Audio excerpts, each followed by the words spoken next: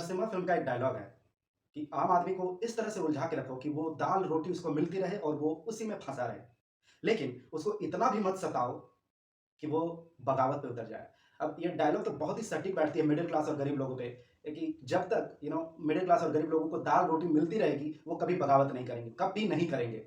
चल रही है दिन तारीख बदल रही है, बदलते रहते हैं, उनका पेट भरता रहता है। लेकिन जिस दिन उनको भूखमरी का एहसास होने लगता है, तब वो बगावत पे उतर जाते हैं। ये मिडल क्लास और पुअर लोगों की फितरत है।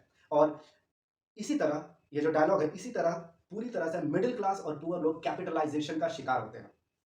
है ना? अब ये कैपिटलाइज़ेशन सिर्फ़ इंडिया में नहीं, पूरे के पूरे दुनिया में कैप्चर करके बैठा है। कैपिटलाइज़ेशन कुछ हद तक सही है, ये हमें फैसिलिटीज़ देती है, लग्ज़री देती है, बट ओवर प्रमोशन या फिर ओवर कैपिटलाइज़ेशन की वजह से हम अपना सुख-चैन खो के बैठे हैं। अब हो ये रहा है कि आम आदमी नौकरी करता है, चाहे सरकारी नौकरी करता है या गवर्नमेंट जॉब करता है, दिहाड़ी करता है, किसी भी तरह की का काम करता है और वो महीने के अंत में उम्मीद करता है कि उसे तनख्वाह मिले और वो उसी तनख्वाह के चक्कर में फँसा रहता है ज़िंदगी भर।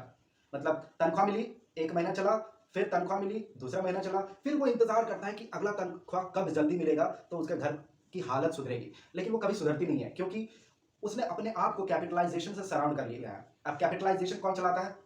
जिनके पास धन होता है, जिनके पास विज़न होता है, जो अमीर होते हैं, वो हाइली कॉस्टली चीज़ें बेचते हैं। टीवी, फ्रिज, कूलर, एसी ये सारी चीज़ें बहुत ही महँगी चीज़ें बेचते हैं। अब ये सारी आप कहें जो फैसिलिटी है, फैसिलिटी से ज़्यादा ये सारी चीज़ें लग्ज़री है। लगभग 50 साल पहले जब लगभग 50 से 60 साल पहले जब लगभग किसी के पास भी टीवी किसी-किसी के पास होता था, फ्रिज तो लगभग किसी के पास नहीं होता था, वॉशिंग मशीन तो भूल ही जाओ, है ना? एसी तो सपना भी नहीं था, कूलर शायद से किसी के पास मिल जाता, तो भी ज़िंदगी अच्छी चल रही थी, लोग मेहनत करते थे, है ना?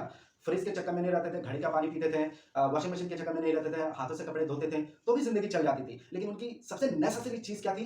राशन, दूध, पानी, साफ पानी, ये चीज़ें नेसेसरी थी उस समय भी और आज भी। लेकिन जब से कैपिटलाइज़ेशन है, जब इंडस्ट्रियल एरा स्टार्ट हुआ, उसके बाद धीरे-धीरे, धीरे-धीरे कैपिटलाइज़ेशन ने ओवरटेक किया। अब कैपिटलाइज़ेशन ने ओवरटेक कैसे किया? टीवी के माध्यम से। अब जब टीवी चालू करते हैं तो इतना सारा ऐड आपके माथे में थोप दिया जाता है, आपकी आँखों के ज़रिए आपके दिमाग में इतना सारा ऐड जाता है कि दिन-रात आप ऐड देखते रहते हो। आप कहीं भी जाते हो तो बड़ी-बड़ी होर्डिंग्स देखते हो, आप ओटीटी में जब भी कोई फ़िल्म देखते हो या सीरीज़ देखते हो तो ऐड भर-भर के आते हैं। ये ऐड्स क्या है? ये कैपिटलाइज़ेशन एक्सपैंड करने का एक ज़रिया है। जहाँ भी टीवी हो, जहाँ भी पोस्टर हो, जहाँ भी होर्डिंग्स हो, वहाँ कैपिटलाइज़ेशन पहुँचा हुआ है। चाहे वो शहर हो या आपका रिमोटेस्ट एरिया जहाँ पर बिजली भी ना हो, है ना? जहाँ भी ये सारी चीज़ें फैली हो, कैपिटलाइज़ेशन आपका बढ़ा है। और एक समय होता था लगभग 30-40 साल पहले तक या 50 साल पहले तक, जब फैक्ट्रियों में, कंपनियों में अमीरों को मज़दूर चाहिए होते थे काम करने के लिए। अब वो मज़दूर ज़रूरी नहीं होता था पढ़े-लिखे हों, क्योंकि उनसे दिहाड़ी टाइप का काम करवाया जाता था, मशीन चलवाया जाता था, वगैरह-वगैरह, जो बहुत टेक्निकल नहीं होते थे।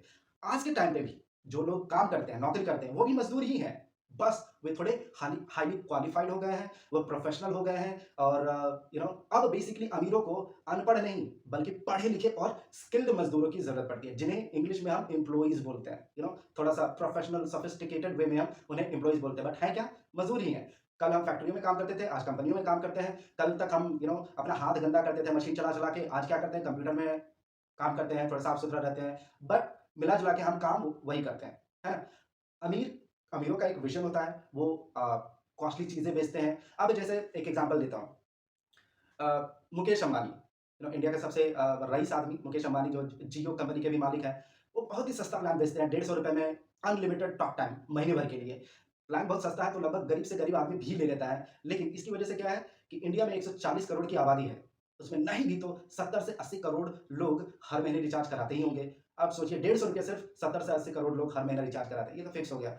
इस तरह से कैपिटलाइज़ेशन आपका फैला। अब जैसे रोल्स-रॉयस, एक समय था लगभग 10-12 साल पहले तक रोल्स-रॉयस सबको गाड़ियाँ नहीं बेचते थे। वो पहले आपका बैकग्राउंड चेक करते थे। आपका खानदान अगर रईसों के खानदान से बिलॉन्ग करता है, तभी आपको रोल्स-रॉयस मिलता था। ऐसा पता चला कि रईस से रईस आदमी, अभी के रईस से रईस आदमी को भी रोल्स-रॉयस नहीं बेचा गया था। बट अब वो लोग लीनिएंट हो गए हैं, जिनके पास भी पैसा है रोल्स-रॉयस बेच देते हैं। तो इस तरह से कैपिटलाइज़ेशन आपका कैप्चर कर रहा है। मिडल क्लास आदमी सबसे पहले क्या करता है, जब तनख्वाह मिलती है, तो घर चलाने के अलावा TV, fridge, cooler, AC, DTH recharge, तो mobile recharge, Netflix recharge, Amazon Prime recharge, यही सब रिचार्ज में हर महीने वो लगभग-लगभग सारी तनख्वाह खत्म करता है और ये एक ट्रैप में फँसा रहता है। वो इस ट्रैप से बाहर आ ही नहीं पाता। ब्रांडेड वॉचेस, ब्रांडेड कपड़े, ब्रांडेड परफ्यूम, ये चीज़ें वो हर महीने खरीदेगा और इसकी वजह से उसकी जो सैलरी उसे कम पड़ जाती है, कभी-कभी वो डेट के चक्कर में भी पड़ जाता है। और अमीर लोग ये करते हैं कि वे सबसे पहले अपने आप को बड़ा करते हैं, अपना कैपिटल बड़ा करते हैं, अपने आप को अमीर बनाते हैं। उसके बाद से ये जो सारी चीज़ें हैं, वो बहुत छोटी लगने लगती हैं उनको, है ना? ये ब्रांडेड कपड़े वगैरह, क्लोथ्स या परफ्यूम, वॉचेस, ये बहुत ही छोटी हो जाती है जब वे अपने आप को बहुत अमीर बना लेते हैं, तो ये सारी चीज़ें उनके सामने बहुत छोटी लगने लगती है। तो वे सबसे पहले प्रोड्यूसर बनते हैं। अमीर आदमी सबसे पहले प्रोड्यूसर बनता है, जो प्रोड्यूस करता है, जो चीज़ें बनाता है, बेचता है। और मिडल क्लास आदमी सबसे पहले क्या करता है? कंज़्यूम करता है। नौकरी करता है, पैसे कमाता है और चीज़ों को कंज़्यूम करता है। कंज़्यूम मतलब कंज़्यूमर है, खरीदता है, और इसकी वजह से वो ज़िंदगी भर या तो मिडल क्लास रहता है या पुअर रहता है। इन शॉर्ट, अमीर आदमी अपने आप को और अमीर बनाने के लिए काम करता है, और मिडल क्लास और गरीब आदमी अपने आप को अमीर दिखाने के लिए काम करता है। महँगी-महँगी चीज़ें खरीदेगा वो, परफ्यूम, बेल्ट्स, कपड़े, ब्रांडेड जूते वगैरह। एक डिफरेंस बस यही हो जाता है कि अमीर एक्चुअली में अमीर होते हैं और उन्हें फ़र्क नहीं पड़ता कि वो ब्रांडेड कपड़े पहने या ब्रांडेड जूते पहने या ना पहने, क्योंकि वो अमीर है। लेकिन मिडल क्लास चूँकि अमीर नहीं है, तो वो अपने आप को अमीर दिखाने के लिए महँगी-महँगी चीज़ें, महँगे-महँगे परफ्यूम, कपड़े, जूते पहनेगा।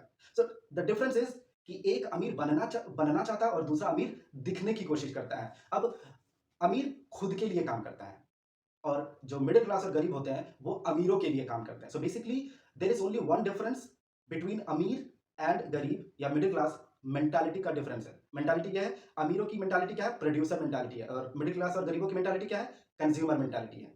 बस यही फ़र्क है जिसकी वजह से अमीर और अमीर होता है, मिडल क्लास और गरीब होता जाता है। बस यही फ़र्क है। अगर आपको जानना है कि करेंसी कैसे काम करता है, पैसा कैसे काम करता है, तो please check my other videos also. I hope you like this video. Please do comment, like, share and subscribe my videos. Thank you so much. जय हिंद।